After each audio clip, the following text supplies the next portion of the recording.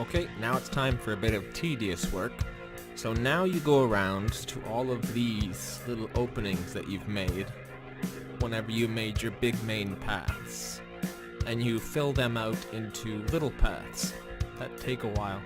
Now you want a few of these to do a decently sized path with multiple choices to make it a bit harder to clear each one. So the paths I've made with glowstones are examples. So here's one, and this path will actually let you go, and there's a few choices you have to make. All the choices are really basic fails and continues, so nothing complicated on the choices here, but overall it makes this one more tedious to do the whole thing, which annoys people, which is great, which is the goal. Here's another example.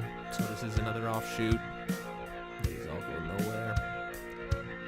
And this goes to there. So it just keeps your whole maze from being tiny little nothing there's followed by tiny little nothing there's.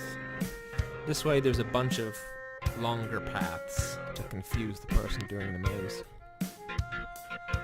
I finished the left path first, so if you turn left here and you're going through, there's no longer any open turns into the center. It's entirely closed off now.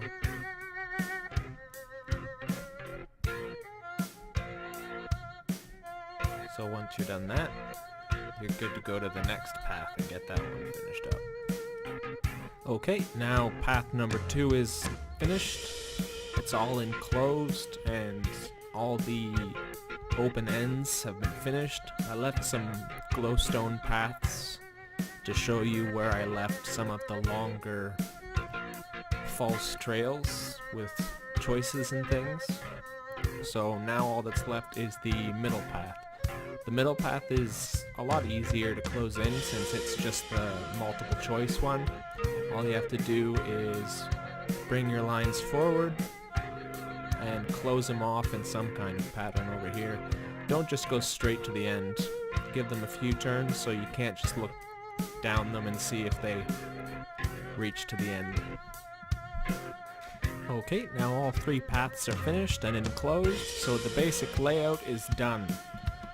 Now once again you can see the torches, which are direct paths to the end,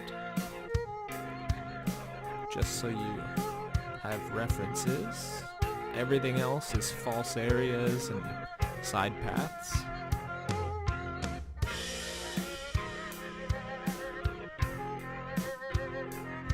And now that we're this far, the next step for this basic 2-dimensional type puzzle maze is just to raise the walls a bit. So that's what I'm going to be doing for a while now. Just finished raising the walls.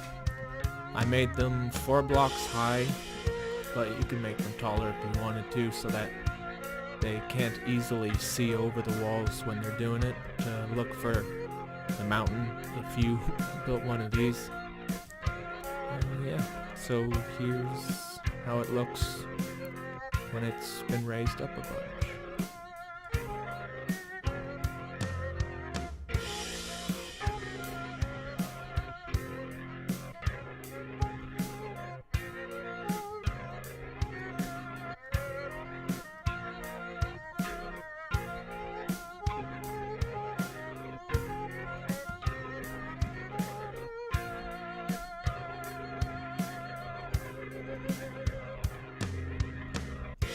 Yeah, you can make it taller if you want. This is how it'll look if you leave the top open. Most people cover it up though. Now it's time to choose how you want to light your maze. There's a ton of ways to light it, and these are a few examples. You can use sea lanterns or glowstone torches, or even like these netherrack bad boys. You gotta choose if you want the lights on top or in the walls.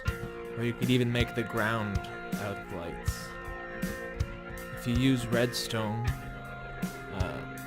lamps, you can make a switch so your maze has a nighttime or a daytime mode, but keep in mind that if you use nighttime mode, then it is possible creepers will spawn in it, and that'll completely mess up your maze.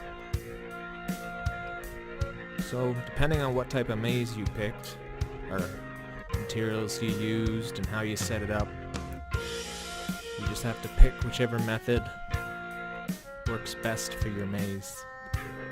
I chose the water and lantern things for my lights because they're a bit green and they match the green ground.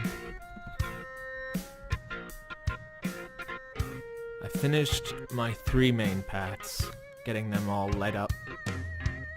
Make sure you take a bunch of screenshots at this point, so even if you forget how to get through your own maze, you've got reference material.